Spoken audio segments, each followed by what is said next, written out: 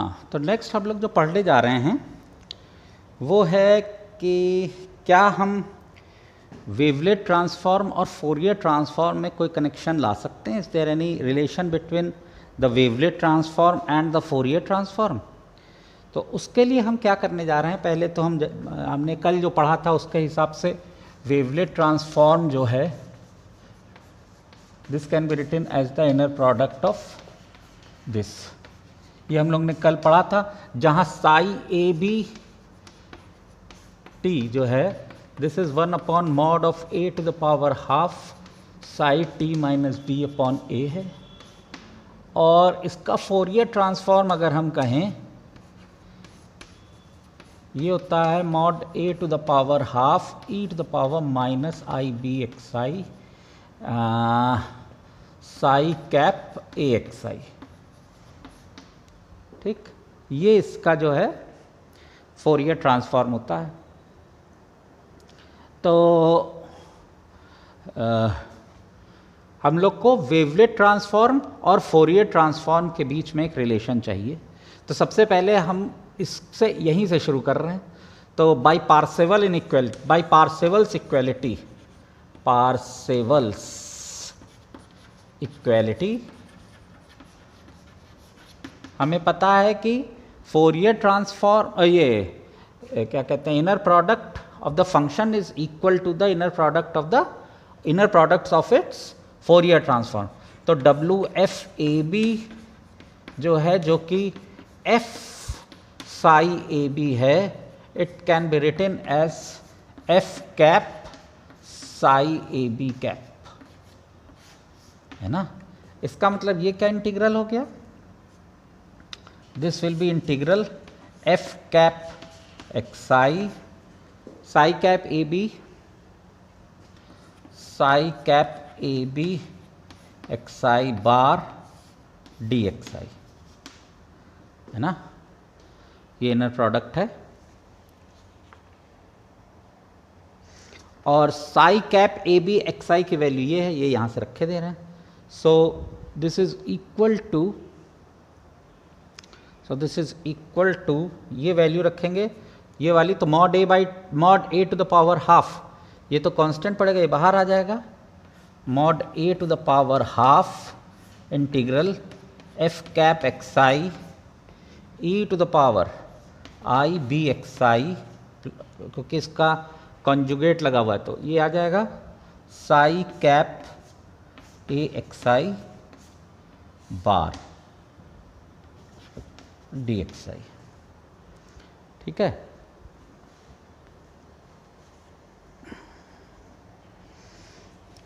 अब इसको किसी तरीके से फोरियर के टर्म्स में लिखते हैं, मतलब एक फंक्शन हम डिफाइन कर दें तो हमारा काम बनने लगेगा। सो इफ वी, ये देखिए ई आ गया है, इसको अगर आप इसके प्रोडक्ट को कोई फंक्शन ले आइए और 1/√2π से मल्टीप्लाई डिवाइड कर दी तो काम बन जाएगा। So if F A X I is √2π f cap xi a to the power half mod a to the power half f cap xi psi cap a xi bar psi cap a xi bar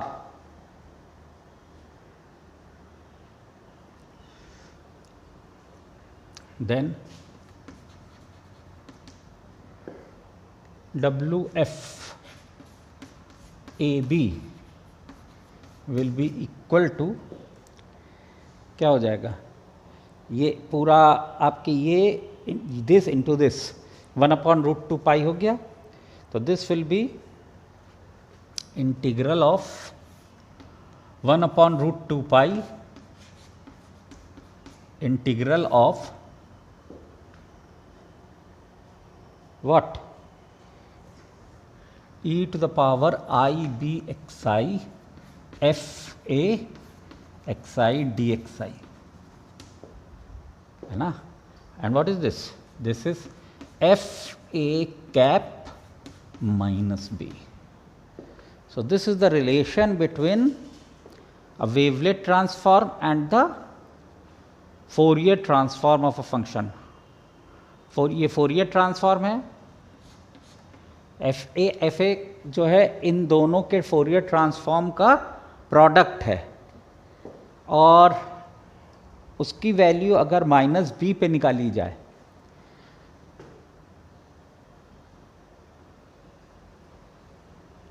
this is f(a)xi, इसके Fourier transform की value -b पे अगर निकाली जाए तो आपका काम बन सकता है। तो आप वेवलेट ट्रांसफॉर्म और फोरियर ट्रांसफॉर्म को इक्वेट कर सकते हैं। ठीक है, तो हमने एक रिलेशन ढूंढ लिया वेवलेट ट्रांसफॉर्म और फोरियर ट्रांसफॉर्म के बीच में। तो मतलब हम ये कहने जाएंगे इसके बाद कि भाई जितनी चीज़ें हमारी फोरियर ट्रांसफॉर्म में हो सकती हैं वो सारी चीज़ें वेवलेट ट्रांसफॉर्म में पॉसिबल हैं। तो अभी हम लोग ने एक इक्वेलिटी यूज़ कर रखी है, पार्सेवल इक्वेलिटी। तो सबसे पहली और सबसे इम्पॉर्टेंट इक्वेलिटी यही है। तो क्या इस तरीके की इक्वेलिटी वेवलेट ट्रांसफॉर्म में भी होल्ड करती है? That is the question which arises. तो इसी को का आंसर ढूंढने के लिए हम लोग जा रहे हैं कि can we derive a Parseval equality in the case of wavelet transform, and this equality is known as Parseval-Plancherel equality.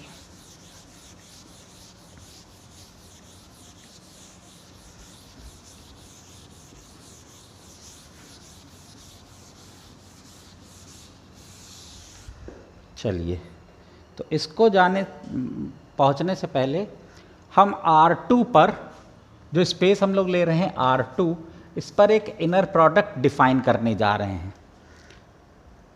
मान लीजिए H एक हिल्बर्ट स्पेस है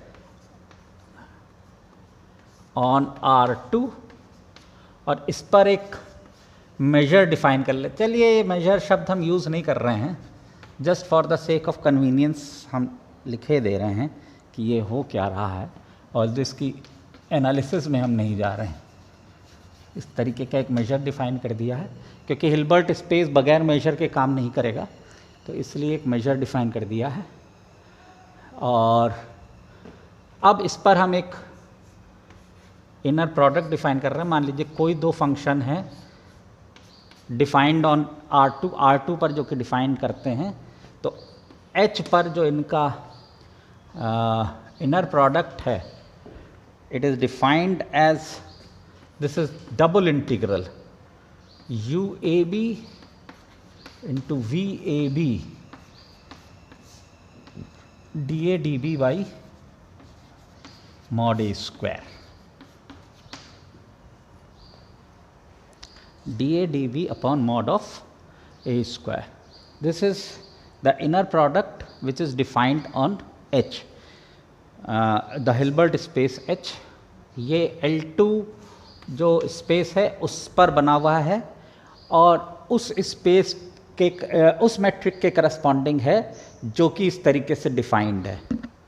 I am not going in the analysis of this, ये space क्या है, I am not going in the analysis of this, although it needs a lot of things, but हमको इस तरीके के, क्योंकि हमारा जो वेवलेट ट्रांसफॉर्म है वो दो वेरिएबल्स का फंक्शन है, A और B।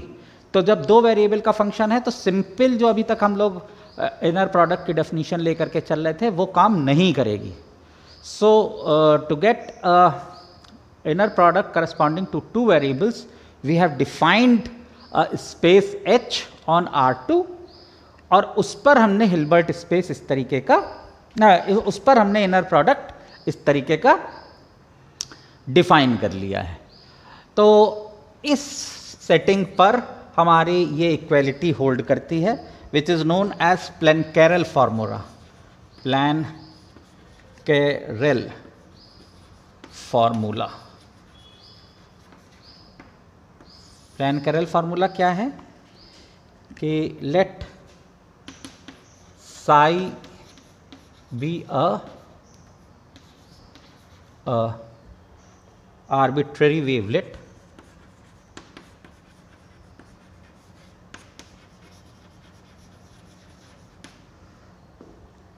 and let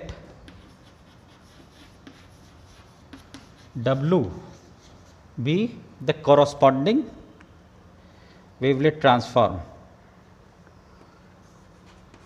Corresponding wavelet transform. Then for any Fg, for all Fg belonging to L2, Wf or Wg on H, H मतलब ये वाला स्पेस, ये वाला inner product is same as some constant C psi inner product of Fg, ये L2 पर मतलब Fg बार Ft Gt बार dt, ये इस पर है, ये इस पर है, ये दो वेरिएबल के फंक्शंस हैं, ये एक वेरिएबल का फंक्शन है। जहां सी साई जो है आपका, सी साई जो है this is 2 pi, C psi जो है वो होता है 2 पाई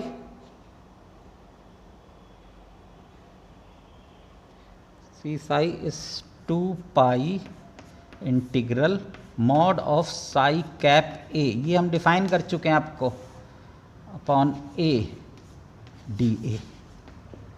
this is C psi where C psi is this. ठीक, इसका प्रूफ हम करना चाहते हैं कि the inner product of W F with Wg on the inner when the inner product is defined like that is equal to nothing but a constant times the inner product of f and g. This is known as Poincare formula. तो इसको prove करने के लिए क्या करेंगे? इसको prove करने के लिए हम पूरा डबल इंटीग्रल है वो उसको सॉल्व करेंगे, कोशिश करेंगे। चलिए, let us try this, try to solve this if we can do it. Okay, तो लेफ्ट हैंड साइड से शुरू कर रहे हैं। By definition proof, by definition Wf into Wg at V at H, ये क्या हो जाएगा? This will be inner product on R2 काहे का? Wf AB into Wg AB का bar into DA DB by A square. Okay, WF AB WG AB bar DA DB by A square, mod of A square. Okay, अब क्या करें? हमें F और G के terms में ये चीज़ चाहिए। तो क्या कर रहे हैं हम कि हमको पता है कि this is nothing but this is the Fourier transform of,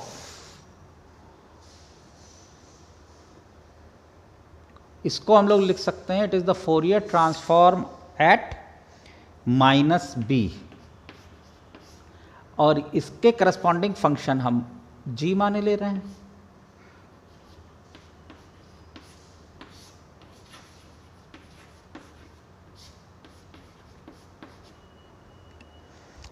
F A B, जहां एफ ए एफ बी क्या है? Where F A X I is equal to √2 pi mod a to the power half f cap xi और psi cap a xi bar. This is fa xi and ga xi जो है वो ये है.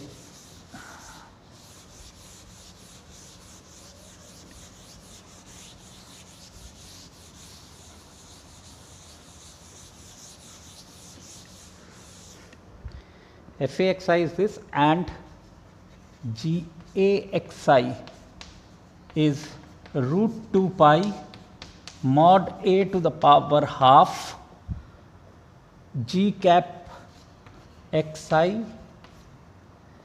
psi cap a xi bar.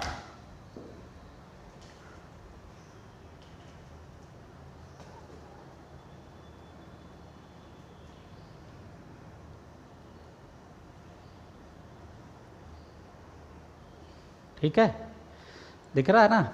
Ji A X I is equal to root 2 pi mod A to the power half G cap X I psi cap A X I. तो ये value हम यहाँ पे सब्स्टिट्यूट कर सकते हैं. तो ये जो इनर प्रोडक्ट है यहाँ से, तो inner product of W F W G at H, ये क्या हो गया? ये हो गया, दिस इज नथिंग बट ये R2 है, this is R2. Double integral है, डी ए के ऊपर एक डी बी के ऊपर. हम क्या करने जा रहे हैं? हम इसमें ऑर्डर ऑफ इंटीग्रेशन बदल रहे हैं. हम b के साथ पहले इंटीग्रेट करेंगे, फिर a के साथ इंटीग्रेट करेंगे. So this becomes integral over r एक, और एक दूसरा integral F A cap minus B G A cap minus B bar D B, ये भी r के ऊपर है, into D A by A square into D A by mod A square. मतलब ऑर्डर ऑफ इंटीग्रेशन बदल दिया. पहले a था b के रेस्पेक्ट में तब था, अब हम b के रेस्पेक्ट में पहले कर रहे हैं, a के रेस्पेक्ट में बाद में कर रहे हैं. ये क्या हो गया? This is the inner product of, ये इंटीग्रल अगर आप देखिए, this is the inner product of F A cap and G A cap.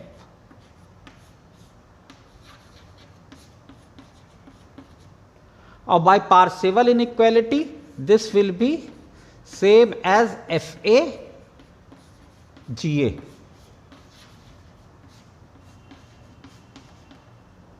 By Parseval inequality.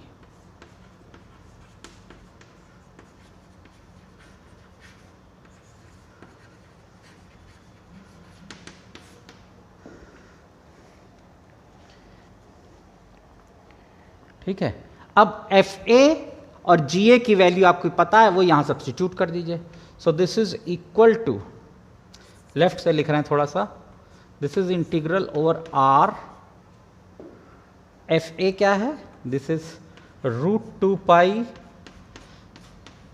Mod A to the power half F cap X I psi cap X I bar. ये तो हो गया F A, और दूसरा है जी ए, comma लगा करके दूसरा लिख रहे हैं यहाँ से,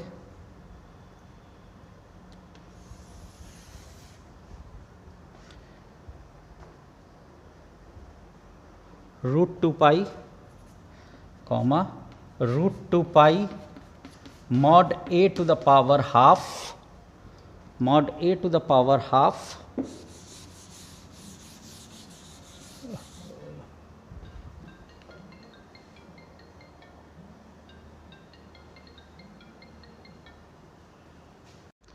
हाँ, root 2 pi mod A to the power half G cap X आई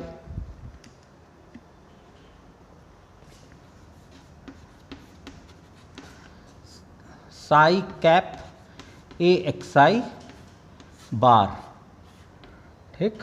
इसकी वैल्यू और इसकी वैल्यू लिख दी, D A by mod of A square. F A और जी ए की जो वैल्यूज लिखी थी वही लिखी हुई हैं। अब इसमें देखिए ये दो पार्ट और ये पार्ट दोनों में है, दोनों बाहर, ये सब बाहर आ जाएंगे क्योंकि दोनों में है, कॉमन पड़ेंगे। तो जब सेकंड पार्ट से निकलेगा तो वो बार पे निकलेगा, और फर्स्ट पार्ट में ये तो आपका, क्योंकि दोनों रियल हैं तो इससे तो ज़्यादा फर्क नहीं पड़ेगा, तो 2 पाई मॉड ए, ये दोनों दे देंगे प्रोडक्ट, और ये क्या देगा, ये है कॉन्जुगेट का conjugate will be the function itself. तो Sai cap A X I और Sai cap A X I bar, so that will be mod of psi cap A X I square. तो ये चीज हो जाएगी। ये अगर हम देखें तो it turns out to be, so this is equal to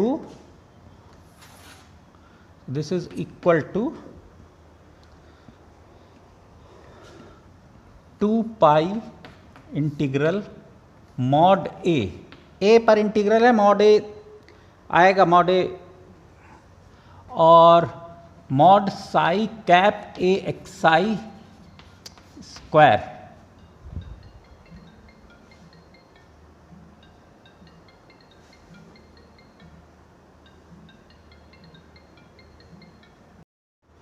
तो मॉड ए ये हो जाएगा mod of psi cap A X I का होल स्क्वायर,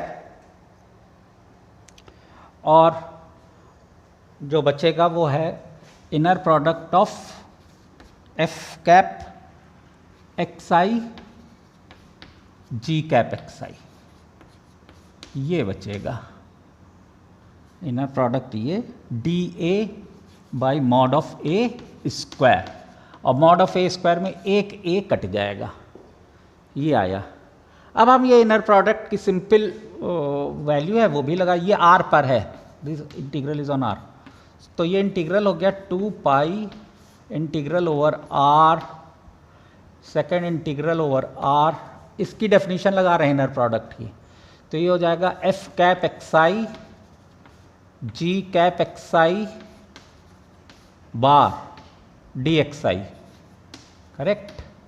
और आपका बचा mod of psi cap A X I, mod of psi cap A X I square D A upon mod A, ये बचा D A upon mod A, इतना बचा,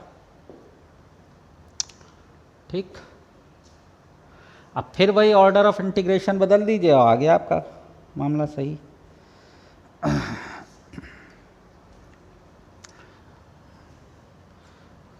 फिर से ऑर्डर ऑफ इंटीग्रेशन बदलने में इसलिए दिक्कत नहीं हो रही क्योंकि दोनों इंटीग्रल आर पे हैं, माइनस इन्फिनिटी से इन्फिनिटी, आर स्टार पड़ रहा है ए के ऊपर, तो ज़्यादा तंग नहीं कर रहा है हमको। Order of integration is not troubling is a lot, okay. So this is further equal to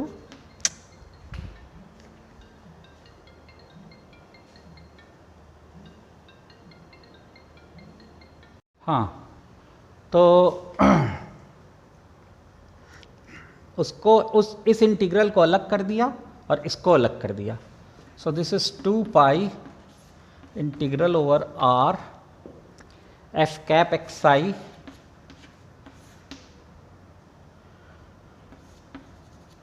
ji cap X I integral mod of psi cap A X I square upon mod A D A into D X I. A वाला ये जो integral है उसको अलग कर दिया, इसको अलग कर दिया, ऑर्डर बदल दिया। और ये चीज़ इसमें क्या किया, ये हमारा फैमिलियर इंटीग्रल है, देखिए सी साई जो लिखा था, इसमें हम क्या कर रहे हैं, ए साई को लेट ए साई बी कोई दूसरा कांस्टेंट मान लीजिए ए डैश या ए स्टार, तो D A psi D A will be D A star. तो ये क्या हो जाएगा, this will be 2 pi integral over R F cap X I G cap X I, ये तो यूं ही रहा। ये इंटीग्रल जो पढ़ा इसमें आपने ए स्टार लिख दिया इसको, तो mod of psi cap A star इसका होल स्क्वायर अपॉन मॉड ए तो यूं ही है, और ये जो पढ़ा डी ए हो गया D A star upon X I.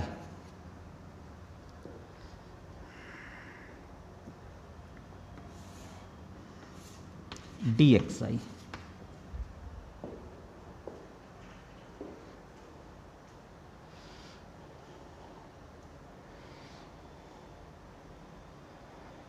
क्या मतलब,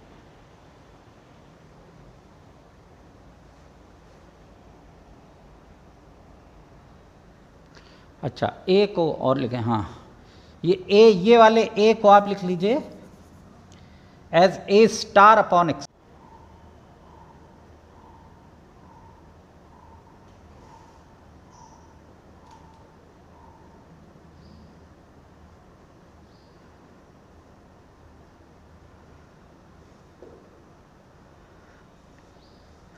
तो यहाँ पर जो आप रख रहे हैं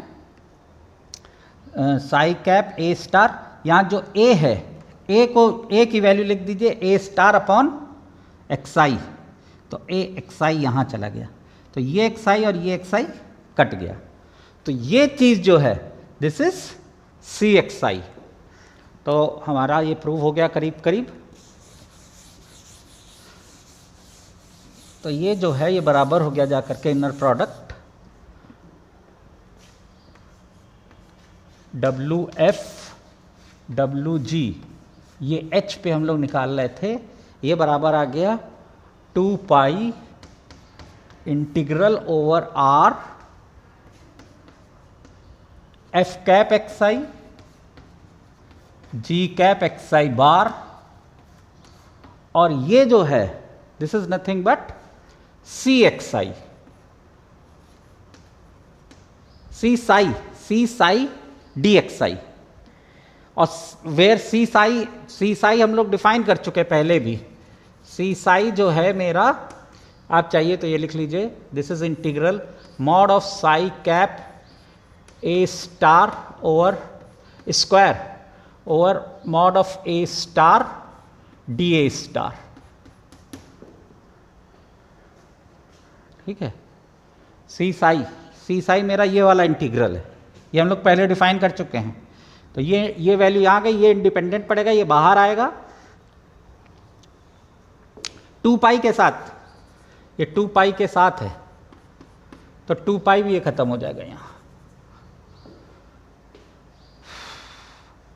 so this thing will be equal to the inner product of C psi times inner product of Fg, which proves your theorem.